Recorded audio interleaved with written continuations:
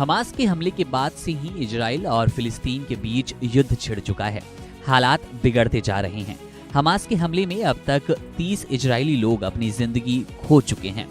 ऐसे में Bharat, America, France, Russia, Ukraine और इंग्लैंड जैसे देश इजराइल के साथ खड़े हैं। लेकिन भारत का पड़ोसी मुल्क यहाँ पर भी अपना आतंकी चेहरा दिखाता नजर आया। पाकिस्तान ने हमास का समर्थन देने का फैसला लिया। बता दें कि पाकिस्तान ने दोनों देशों की शत्रुता खत्म करने की बात की।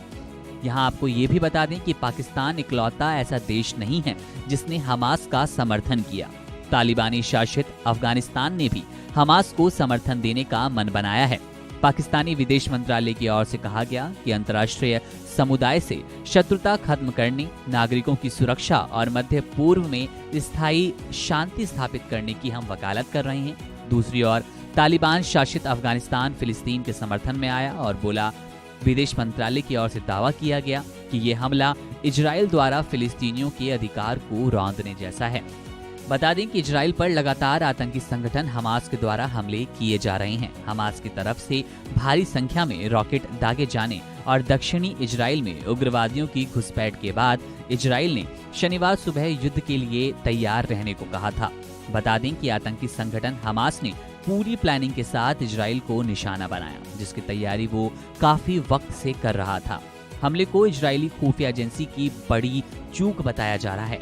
कारण है कि दुनिया की सबसे तेज तर्रार एजेंसियां मोसाद और शिन बेट के होने के बावजूद हमास द्वारा हमले की प्लानिंग का इजराइल को पता नहीं लग सका। वहीं ये सब तब हुआ जब इजराइल के पास दुनिया की सबसे मजबूत सेनाओं में से एक सेना है। इजराइल ने इस भीषण हमले का बदला लेने के इरादे से ही युद्ध की घोषणा की है। हवाई हमले किए दोनों तरफ से अब इस युद्ध में, इस हिंसा में 500 लोग अपनी जान गंवा चुके हैं।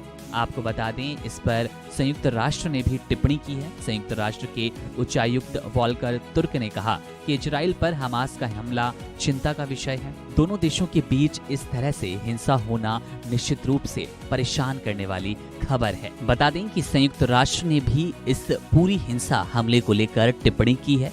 उच्चायुक्त वॉल्कर तुर्क ने कहा कि इजराइल पर हमास का हमला चिंता का विषय है। दोनों देशों के बीच हिंसा तत्काल रूप से बंद होनी चाहिए। मैं पूरी तरह से अचंभित हूं कि फिलिस्तीनी लड़ाकों ने हजारों मिसाइल इजराइल पर दागी है। इजराइल के स्थानीय लोगों को बंधक बनाए जाने की खबर निराशाजनक है। इस तरह के हमलों में आम नागरिकों को निशाना नहीं बनाया जाना चाहिए। संयुक्त राष्ट्र महासभा के 78वें सत्र के अध्यक्ष डेनिस फ्रांसिस ने भी हमले की निंदा की। सभी देशों को इसमें हस्तक्षेप करना चाहिए जिससे ये हिंसा बंद हो सके और शांति स्थापित हो सके। लेकिन इसके बीच जो सबसे ज्यादा चर्चित देश बना वो है पाकिस्तान, क्योंकि पाकिस्तान का आतंकी चेहरा एक बार फिर से बेनकाब हो गया है। आतंक के लिए उसका दिल एक बार फिर से पिघलता नजर आ रहा है। इसलिए उसने सीधे तौर पर फिलिस्तीन और हमास का साथ देने का मन बना लिया है। बहरहाल इस मामले पर जैसे भी कोई अपडेट मिलेगा आपसे साझा करेंगे। बने रहिए वन इंडिया हिंदी के साथ।